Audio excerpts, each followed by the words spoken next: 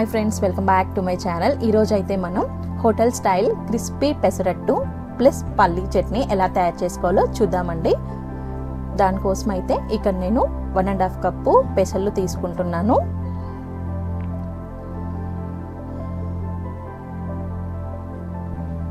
ఇక్కడ నేను పొట్టుతో ఉన్న పెసర్లు అయితే తీసుకుంటున్నానండి. 1 కప్పు మినప్పప్పు,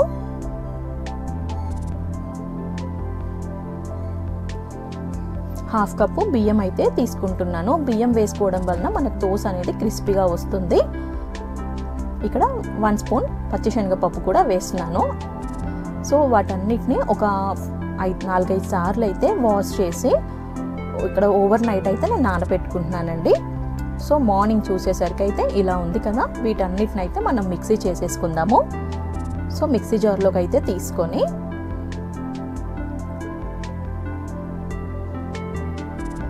అందులో 3 పచ్చిమిర్చి, ఉల్లిపాయ, వెల్లుల్లి రెబ్బలు,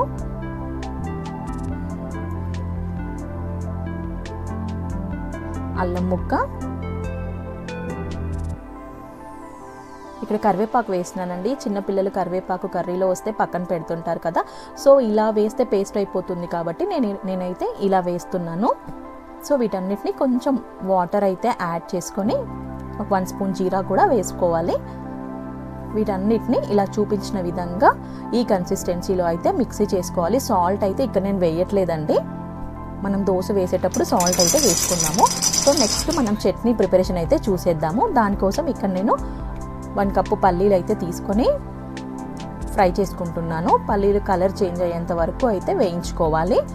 వేయించి పక్కన పెట్టేసుకొని ఇక్కడ పచ్చిమిర్చి అయితే చిన్న ముక్కలుగా కట్ చేసుకొని, ఇక్కడ నేనైతే ఆయిల్ వేయట్లేదండి. ఆయిల్ వేయడం వల్ల ఏంటంటే మనకు పైకి చిల్లుతుంది కాబట్టి ఆ తడంతా పోయిన తర్వాత అయితే ఇక్కడ నేను ఆయిల్ అయితే యాడ్ చేస్తాను.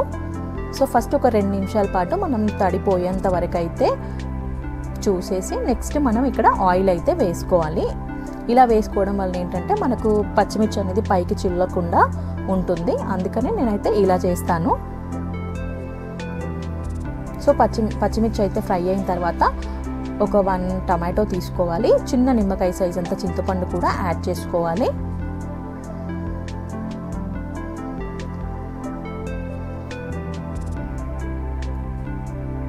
సో టమాటాలు కొంచెం మగ్గే వరకు 2 నిమిషాల పాటు అయితే మనం ఆయిల్లో ఫ్రై చేసుకోవాలి.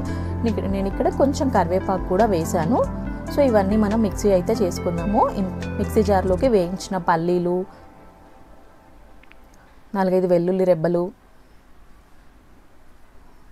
ఇంతకుముందు మనం వేయించి పెట్టుకున్న టమాటో ముక్కలు, పచ్చిమిర్చి ఇవన్నీ అయితే వేసుకోవాలి.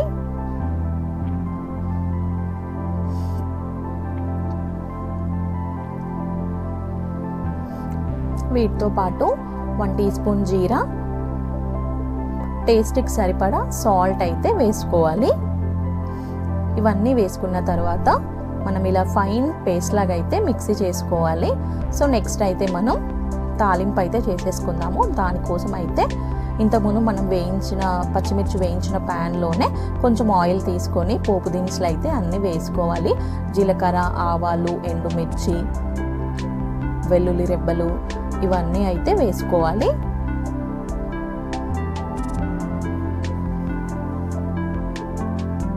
ఇక టేస్ట్ కోసం నేనైతే ఇంగు వేసినానండి. నచ్చని వాళ్ళు ఇంగు అయితే స్కిప్ చేసుకోవచ్చు, కానీ ఇంగు వేయడం వల్ల డైజెషన్ సిస్టమ్ అండ్ టేస్ట్ కూడా బాగుంటుంది.